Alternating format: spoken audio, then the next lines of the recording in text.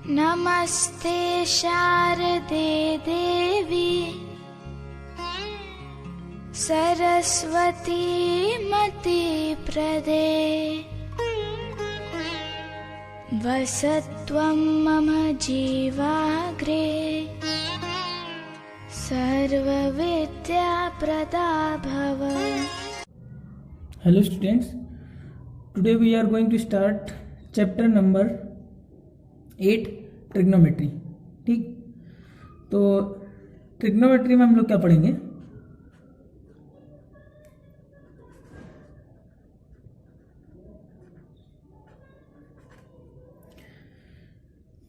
सबसे पहले इसका इंट्रोडक्शन देखते हैं हम लोग, क्या इसमें पढ़ना है और कैसे पढ़ेंगे। हम लोग 9th क्लास से या छोटी क्लासों से ही ट्राइंगल्स के बारे में पढ़ चुके हैं। ठीक है, ट्राइंगल क्या होता है, कितने टाइप के होते हैं, कौन कौन से ट्राइंगल होते हैं, ठीक है, किसकी क्या प्रॉपर्टीज होती हैं, ये सब हम लोग लास्ट क्लासेस में पढ़ चुके हैं। और चैप्टर नंबर 6 भी ट्राइंगल से रिलेटेड था, तो उसमें भी पढ़ाया गया था। और क्या कहते हैं, स्पेशली हम लोग राइट हैंड ट्राइंगल के बारे में भी पढ़े हैं कि ऐसा ट्राइंगल जिसमें एक एंगल 90 डिग्री का होता है उसको हम लोग राइट एंगल ट्राइंगल बोलते हैं। ठीक है, तो हम लोग उसमें राइट एंगल ट्राइंगल के बारे में स्पेशली ज़्यादा पढ़ना है। ठीक है, और जैसे कि पढ़ना क्या हम लोग को, इसमें क्या चीज़ पढ़नी है वो बताते हैं। सपोज दैट क्या है कि ये एक कोई टावर है। ठीक, ये एक टावर है और यहाँ पे एक लड़का खड़ा हुआ है। ठीक, तो ये लड़का अगर जो इस टावर के टॉप को देखेगा, ठीक है, तो यहाँ पे देखो ध्यान से, ये राइट एंगल बनेगा लगभग। ठीक है, ये जो टावर होगा ये 90 डिग्री पर ही खड़ा होगा परपेंडिकुलर, ठीक है, अर्थ के साथ में। तो यहाँ पे लगभग 90 डिग्री का एंगल बनेगा, 90 का ही बनेगा, तो ये हमारा एक राइट एंगल ट्राइंगल बनेगा। अब देखा जाए कि ये हमको क्या है, अगर हमको इस टावर की हाइट फाइंड करनी हो तो हम लोग क्या करेंगे, क्या इसको मेजर करेंगे क्या स्केल लेके या मीटर लेके? तो इसमें हम लोग इसको इसी चैप्टर में यही सब चीज़ें पढ़ेंगे कि कैसे हम किसी टावर की हाइट मेजर करेंगे। ठीक है, हमको अगर कुछ चीज़ें पता होंगी, जैसे एंगल पता हो कि हमारी आई के साथ में उस टावर के टॉप पर कितना एंगल बनना है, और टावर के बेस से हमारी डिस्टेंस पता हो कितने डिस्टेंस पे हम लोग प्रेजेंट हैं, तो इस तरीके से कई एक आध कंडीशंस पता होंगी तो हम लोग उस टावर की हाइट पता कर सकते हैं। दूसरी कंडीशन क्या बन सकती है, मान लो घर पे कोई घर है, ये एक बिल्डिंग है। ठीक, और इस बिल्डिंग की छत पे बालकनी में यहाँ कोई एक बच्चा बैठा हुआ है और यहाँ पे रिवर है, रिवर पर यहाँ मंदिर है, मंदिर की यहाँ पे नीचे सीढ़ी होगी, इस टाइप की सीढ़ी, और सीढ़ी पे यहाँ पे एक फ्लावर प्लॉट रखा है। तो फ्लावर प्लॉट रखा है, अगर बच्चा उस फ्लावर प्लॉट को देख रहा है यहाँ से, ठीक है, तो इस तरीके की कंडीशन मान लो है। जैसे कि अब इसमें हमको ये पता करना है कि रिवर की चौड़ाई कितनी है, ब्रेड्थ कितनी है। ठीक है, तो ये अगर इस तरीके से पता करना हो तो कैसे पता करेंगे? ठीक, उसके अलावा जैसे कि एक बच्चे ने क्या देखा कि बैलून उड़ रहे हैं। ठीक है, वेदर वाले जो होते हैं बैलून उड़ रहे होते हैं। ठीक, अगर वो बैलून यहाँ से चल रहा है, चलते चलते मान लो यहाँ पे बच्चा खड़ा हुआ है, तो ये बच्चा जब इसको देखेगा तो ऐसे एंगल बनेगा कुछ, ये हमारी नीचे परपेंडिकुलर हाइट होगी। ठीक है, अब ये बच्चा यहाँ खड़ा हुआ है तो इसको भी देख रहा है, तो अभी कुछ दूसरा एंगल बनना है इसके साथ। ठीक है, इसकी आई के साथ इस बैलून का एंगल को दूसरा बनना, फिर ये कुछ चल के कुछ थोड़ी देर बाद इधर मान लो आ गया हॉरिजॉन्टली। ठीक है, तो इसका एंगल कुछ क्या हो जाएगा, चेंज हो जाएगा ये। तो हमको अगर ये पता करनी हो कि वो नीचे अर्थ से कितनी हाइट पे उड़ रहा है, इस तरीके की कंडीशंस, ये देखो यहाँ पे हर जगह राइट एंगल बनना है, इस तरीके से कंडीशंस हमको दी होंगी, तो कैसे ये कितनी हाइट होगी, या टावर की हाइट कितनी होगी, या इसकी तरीके से डिस्टेंस कितनी होगी। ठीक है, इस तरीके की कंडीशंस हम लोगों को इसमें पता करनी है। ये कैसे फाइंड करते हैं ये सब हम लोग इस चैप्टर में सीखेंगे। अब ट्रिग्नोमेट्री के बारे में पता करते हैं। जो हमारा ट्रिग्नोमेट्री वर्ड है, ठीक, ये ग्रीक वर्ड है। ठीक, इसका ग्रीक वर्ड में मतलब क्या है, जैसे ट्राई मीन्स होता है 3, ट्राई मतलब क्या होता है 3, गॉन मीन्स होता है साइड, गॉन मीन्स क्या होता है साइड्स। ठीक, और मेट्री मतलब ये मेट्रॉन से मिलकर बना है, ग्रीक वर्ड मेट्रॉन से मिलकर बना है, जिसका मतलब होता है मेजर। समझ में आ गया? ठीक है, तो ट्रिग्नोमेट्री में स्पेशली हम लोग पढ़ेंगे क्या, trigonometry is the study of relationship between sides and angles of a triangle. तो क्या पढ़ेंगे हम लोग, trigonometry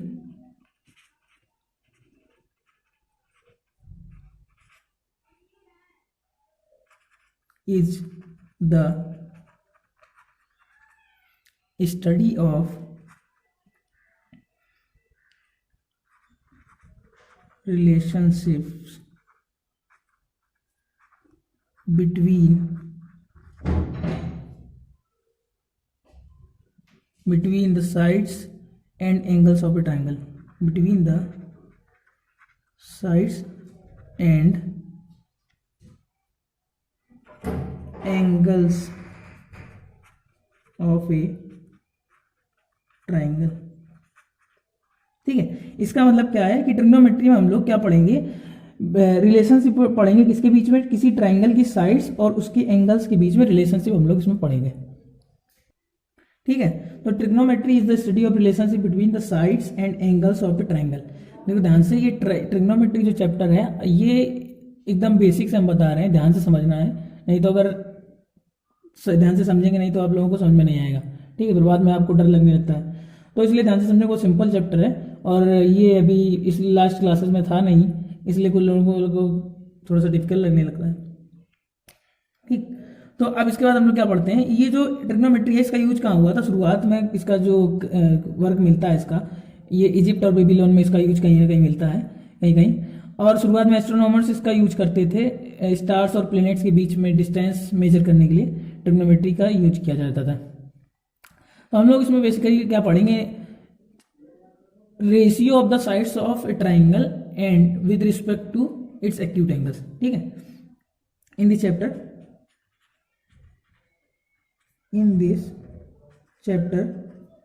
we will study some ratios of the sides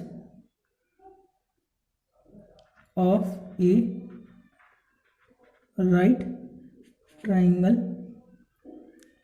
with respect to its acute angles।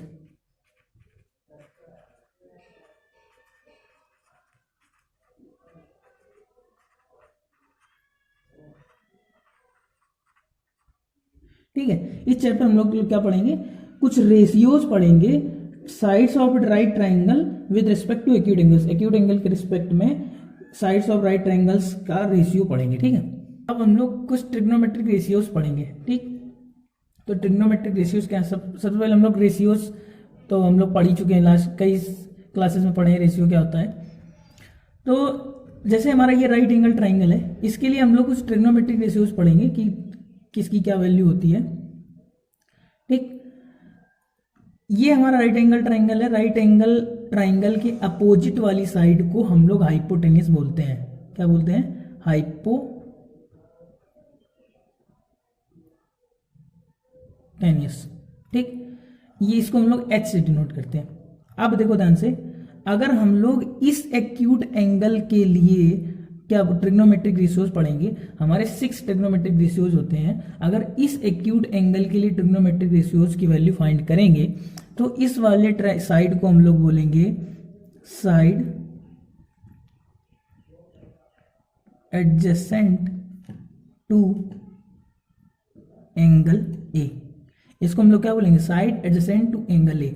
और जो side adjacent to angle A होगी उसको हम लोग बेस बोलते हैं। क्या बोलते हैं, बेस बोलेंगे। ये हमारी हो जाएगी बी फॉर बेस। इस वाली साइड को हम बोलते हैं side opposite to angle A.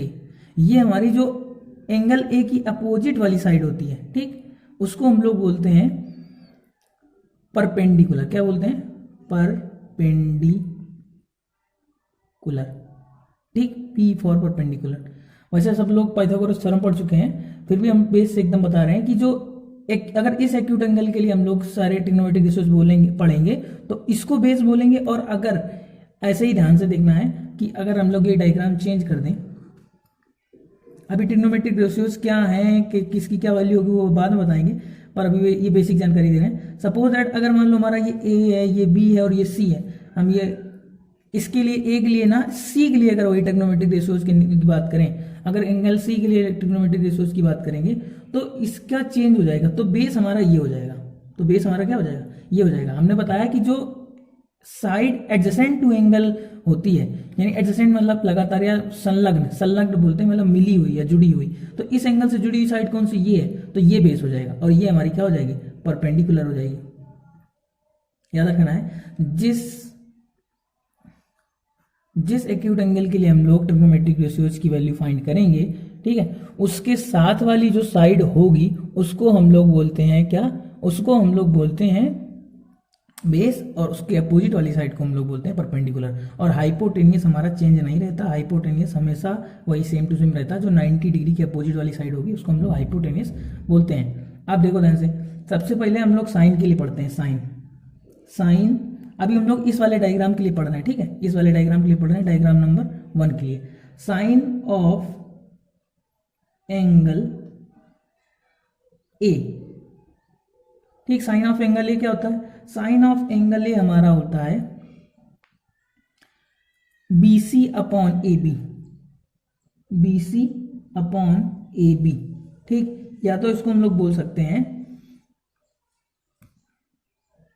ये हमारा BC क्या था, BC हमारा था परपेंडिकुलर और AB क्या था, हमारा बेस था, P अपॉन B, यानी साइन, ये पूरा नाम होता है साइन। पर हम लोग इसको यूज कैसे करते हैं, इसको हम लोग लिखते हैं, इसको साइन को हम लोग पूरा साइन SINE नहीं लिखते, हमेशा साइन लिखते हैं, साइन ए। अगर ऐसे साइन ए लिखा है तो उसका मतलब साइन ऑफ एंगल ए, और साइन ऑफ एंगल ए क्या होता है, P अपॉन B। ऐसे अगर यहाँ पे साइन C लिखते, ठीक है, तो साइन ऑफ एंगल C हो जाता है, साइन C हो जाता है, ठीक। पर परपेंडिकुलर तब क्या हो जाता, परपेंडिकुलर तो हमारा AB हो जाता, और बेस क्या हो जाता, परपेंडिकुलर यानी यहाँ पे AB लिखा जाता और बेस क्या हो जाता, BC हो जाता, तो BC नीचे आ जाता। समझ में आ गया। जब इस एंगल की बात करेंगे तो परपेंडिकुलर ये हो जाएगा, और परपेंडिकुलर हमारा ऊपर आता है AB, और बेस हमारा नीचे आ जाता है BC, ठीक है, सेम टू सेम। ऐसे ही हम लोग उसकी अगर बात करें किसकी, कोसाइन, ठीक, कोसाइन को हम लोग शॉर्ट में लिखते हैं ऐसे, कोसाइन ऑफ एंगल ए हो जाएगा, ये हो जाएगा हमारा,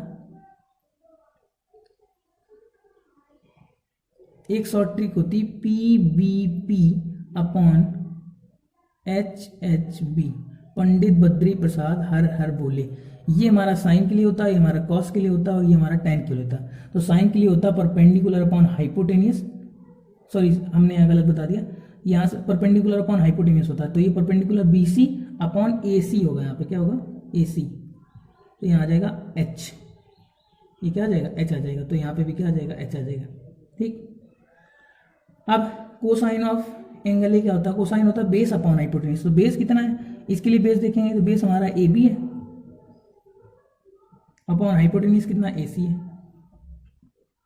ठीक है। तो इसको हम लोग लिखते हैं बेस अपॉन हाइपोटेन्यूज, इसका मतलब ये है हमारा कॉस A हो जाएगा बेस अपॉन हाइपोटेन्यूज, ठीक है। इसको हम लोग कोसाइन नहीं पूरा लिखते, कॉस लिखते हैं शॉर्ट में, ठीक है। पूरा नाम कोसाइन होता है, इसका साइन SIN होता पूरा नाम, शॉर्ट में साइन लिखते हैं। अब ऐसे टेंजेंट इसको लिखते हैं, टेंजेंट ऑफ एंगल ए, ये कितना हो जाएगा, टेंजेंट ऑफ एंगल ए होता है परपेंडिकुलर अपॉन बेस, यानी BC upon AB, BC upon AB हो जाएगा, ठीक है, ये हमारा हो जाएगा। अब इसको हम लोग कैसे लिखेंगे, इसको लिख सकते हैं tan A equal to BC कितना, BC क्या हमारा परपेंडिकुलर अपॉन बेस, ठीक है, ये हमारा BC हो जाएगा। अब याद रखना ये साइन ही पूरा नाम है, साइन ही लिखते हैं हम लोग, हमेशा यूज करते हैं। कोसाइन होता है ये पूरा नाम, इसको कॉस से यूज करते हैं। साइन होता है परपेंडिकुलर अपॉन हाइपोटेनियस, कॉस होता है बेस अपॉन हाइपोटेनियस, और टेंजेंट इसको हम लोग टेन लिखते हैं, इसका पूरा नाम टेंजेंट होता है परपेंडिकुलर अपॉन हाइपोटेनियस। अब ये तीन हमारे मेन रेशियो होते हैं, इनके उल्टा तीन रेशियो और होते हैं, ठीक, इनके अपोजिट तीन रेशियो होते हैं, ठीक। अब ये हमारे तीन रेशियो होते हैं मेन, साइन, ये ट्रिग्नोमेट्रिक रेशियोज हैं, साइन, कोसाइन, टेंजेंट। तो साइन को साइन लिखते हैं, कोसाइन को कॉस लिखते हैं, टेंजेंट को टेन लिखते हैं। ये तीन ट्रिग्नोमेट्रिक मेन रेशियोज हैं। अब इनके रेसिप्रोकल होते हैं, जैसे हमारा इसका रेसिप्रोकल टेन का होता है कोटेंजेंट, कोटेंजेंट, इसको हम लोग कोटेंजेंट बोलते हैं। कोटेंजेंट ऑफ एंगल ए क्या हो जाएगा, ये टेन का रेसिप्रोकल है। टेन का रेसिप्रोकल का मतलब क्या हो जाएगा, AB हमारा ऊपर हो जाएगा और BC हमारा नीचे हो जाएगा। तो AB क्या होता है, इसको हम लोग कोटेंजेंट को लिखते हैं कोट A, ठीक, ये कॉट ए का मतलब हो जाएगा कॉट ऑफ एंगल ए, ये हमारा कितना हो जाएगा बेस अपॉन परपेंडिकुलर। ऐसे ही साइन का कोसाइन का रेसिप्रोकल होता है हमारा सेकेंट, इसको हम लोग क्या बोलते हैं सेकेंट ऑफ एंगल ए। ठीक, ये कॉस का रेसिप्रोकल होता है तो ये हमारा ए सी अपॉन ए बी अपॉन ए सी है, तो ये हमारा हो जाएगा ए सी अपॉन ए बी। ठीक, तो ये हमारा हो जाएगा हाइपोटेनियस अपॉन बेस। ऐसे साइन का रेसिप्रोकल होता है cosecant, cosecant of angle A. ठीक है, तो कोसेकेंट को इसको हम लोग लिखते हैं, यहाँ लिख दे रहे हैं sec A equal to H upon B. ठीक, कोसेकेंट होता है, ये हमारा साइन का रेसिप्रोकल होता है तो साइन हमारा कितना है ए सी अपॉन बी सी हो जाएगा। बी सी रेसिप्रोकल का मतलब क्या है, अगर एक्स है तो इसका रेसिप्रोकल कितना हो जाएगा 1 अपॉन एक्स हो जाएगा, तो उल्टा कर देते हैं तो ये हमारा हो जाएगा हाइपोटेनियस अपॉन परपेंडिकुलर। इसको कोसेकेंट को हम लोग लिखते हैं कोसेक, क्या लिखते हैं कोसेक ए इक्वल टू होता है हमारा एच अपॉन पी। और अगर इतना सारा नहीं याद रख सकते तो ये सीधे याद रखना P B P H H B, Pandit Badri Prasad हर हर बोले। सब लोग अपनी अलग अलग ट्रिक बनाते हैं। ठीक, कुछ लोग लाल बटे का से यूज करते हैं, याद कर लेते हैं।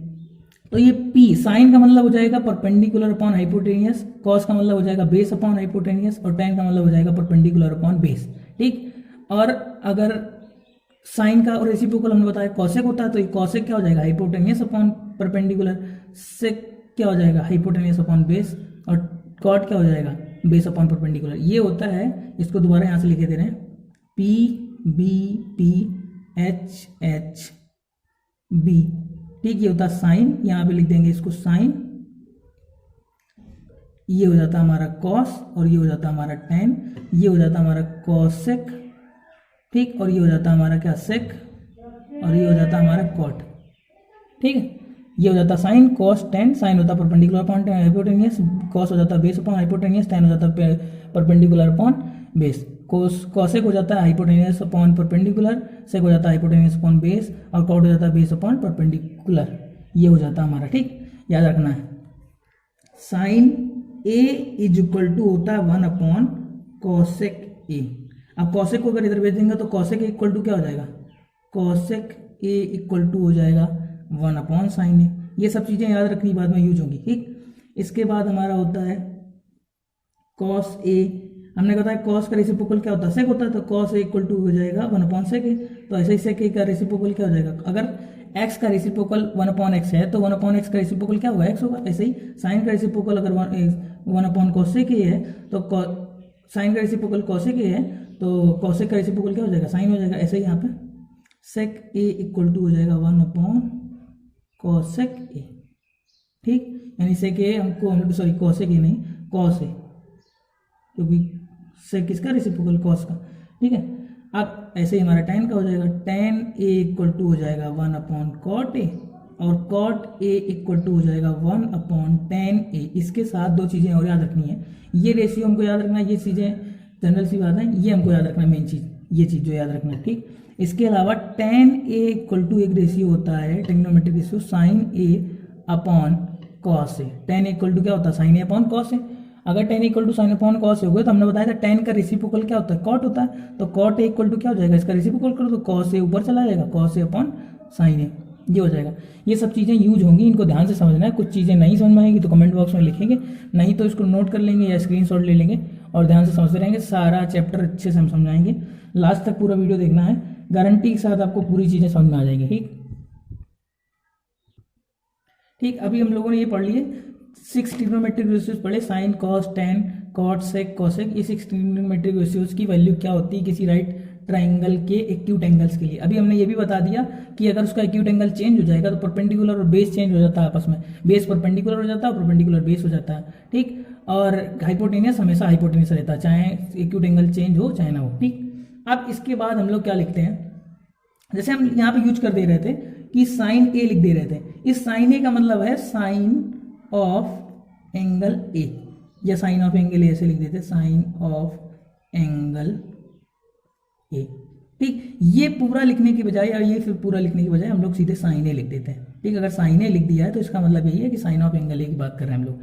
ठीक है, अगर हम लोग साइन को क्या कर दें, साइन को ए से अलग कर दें, ऐसे साइन लिख दें और ऐसे ही लिख दें, तो साइन का ए के साथ सेपरेशन से कोई मतलब नहीं होता। Sine separated from A has no meaning, ठीक है, sine separated from A has no meaning. जब साइन ए के साथ मिल जाएगा या साइने बोलेंगे तभी उसका मतलब है, नहीं तो केवल अगर साइन बोलना है तो उसका कोई मतलब नहीं है, ठीक है, इसलिए बोलते हैं sine separated from A has no meaning.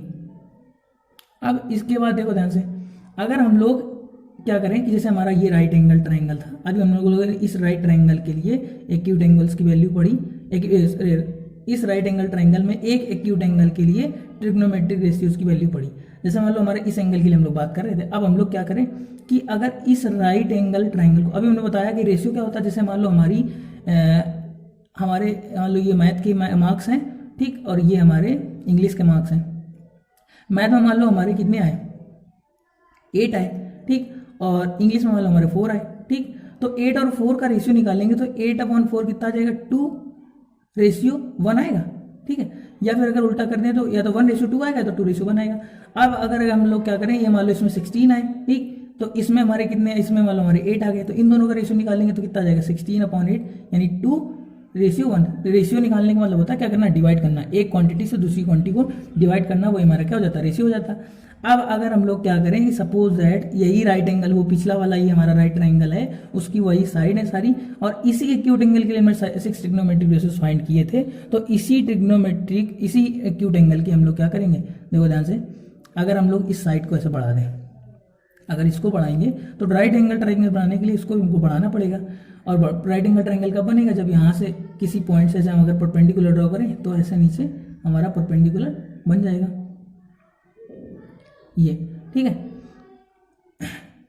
ये मान लो हमारा जाएगा QN, और ये हमारा मान लो, और एक यहाँ पे एक और बना लिया, ये P/M।